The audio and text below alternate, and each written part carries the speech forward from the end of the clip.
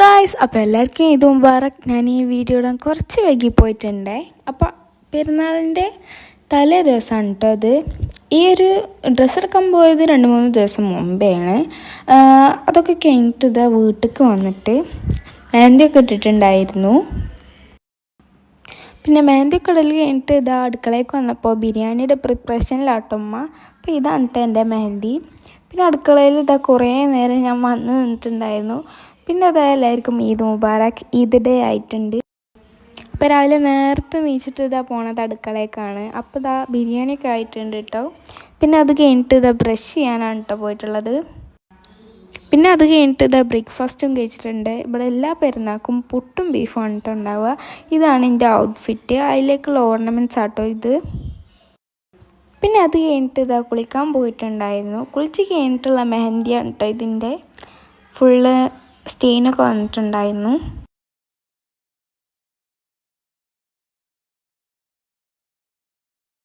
പിന്നെ നമ്മൾ ഈദ് ഡ്രസ്സൊക്കെ ഇട്ടിട്ട് ഇതാ മേക്കപ്പ് ചെയ്യാൻ പോവാണ്.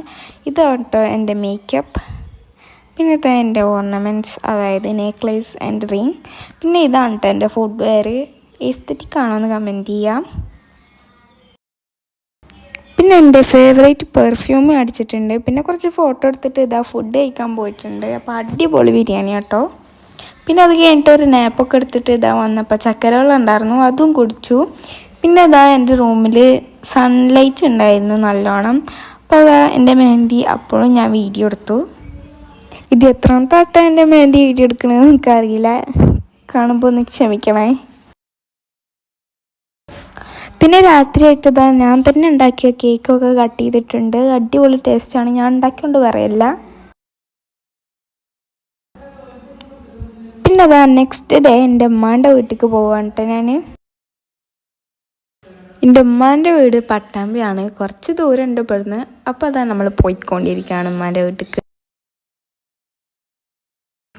അപ്പോൾ അതാ അവിടെ നല്ല ചിക്കൻ ബിരിയാണി ഉണ്ടായിരുന്നു കേട്ടോ, നല്ല ടേസ്റ്റുള്ള ബിരിയാണിയാണ്. ഫുഡ് കഴിച്ച് കഴിഞ്ഞിട്ട് ഇതാ ഈ കുഞ്ഞിപ്പണ്ടിൻ്റെ കയ്യിൽ കുറേ കുപ്പികൾ ഇട്ടിട്ടുണ്ടായിരുന്നു, അതൊക്കെ ഫോട്ടോ എടുക്കാൻ പോയി. അത് കഴിഞ്ഞിട്ട് ഇതാ ഗെയിമിങ് ആയിരുന്നു ഗൈസ് പണി. പിന്നെ നെക്സ്റ്റ് ഡേ എൻ്റെ വീട്ടിലോട്ട് ഞാൻ പോവാണ് ഗൈസ്.